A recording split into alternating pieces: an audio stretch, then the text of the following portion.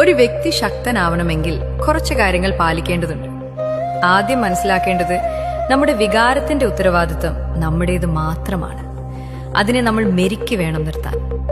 പിന്നെ ആദ്യം നമ്മളൊരു വ്യക്തിയെ പരിചയപ്പെടുമ്പോൾ അവന് വേണ്ട ബഹുമാനം നമ്മൾ കൊടുത്തിരിക്കണം. അതേ ബഹുമാനം നമുക്ക് തിരിച്ചു കിട്ടിയില്ലെങ്കിൽ പിന്നെ നമ്മൾ അവരെ അധികം നമ്പരുത് എന്നുള്ള തിരിച്ചറിവുണ്ടായിരിക്കണം. പക്ഷേ ആ ഒരു കാര്യത്തിൽ നമ്മൾ ആ വ്യക്തിയെ വെറുക്കരുത്. അടുത്തത് സിറ്റുവേഷൻ മനസ്സിലാക്കി പെരുമാറാൻ പഠിക്കുക. പിന്നെ നമ്മുടെ സൗഹൃദങ്ങൾ ഒബ്സർവ് ചെയ്യാൻ പഠിക്കുക. അതായത് ഒരു വ്യക്തി മറ്റു വ്യക്തികളെ ഒരു കൂസലുമില്ലാതെ ചതിക്കുന്നുണ്ടെങ്കിൽ അവനിൽ നിന്ന് നമ്മൾ പഠിക്കേണ്ടത് നാളെ അവൻ നമ്മളെയും ചതിക്കും. ഓർക്കുക, അത് ആണായാലും പെണ്ണായാലും. അടുത്തത് നമുക്ക് വിശ്വാസത്തോടെ മനസ്സിൽ പ്രാർത്ഥന വേണം. പക്ഷെ അതൊരിക്കലും അന്ധമായ ഹാനികരമായ വിശ്വാസത്തിലേക്ക് ആവരുത്. പിന്നെ നമ്മുടെ കുറവുകൾ മറ്റു വ്യക്തികളുടെ അടുത്ത് വെളിപ്പെടുത്തേണ്ട ആവശ്യമില്ല.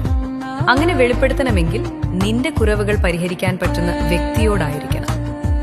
അവസാനമായി, നീ എത്ര വലിയ നിലയിലെത്തിയാലും നീ ഒന്നുമല്ലായിരുന്ന കാലത്ത് നമ്മുടെ കൂടെ നിന്നവരെ ഒരിക്കലും മറക്കരുത്. അതോടൊപ്പം നമ്മുടെ കുടുംബത്തെ. ഈ ഒരു ചിന്താശക്തിയുള്ള ഏതൊരു വ്യക്തിയും വളരെ പവർഫുൾ ആയവരാണ്. നിങ്ങൾക്ക് ഈ ഒരു ചിന്താശക്തി ഇല്ലെങ്കിൽ വിഷമിക്കേണ്ട കാര്യമില്ല. ഏതൊരു മനുഷ്യർക്കും ഈ നിമിഷം തൊട്ട് തന്റെ ശീലങ്ങൾ മാറ്റാൻ പറ്റാവുന്നതാണ്.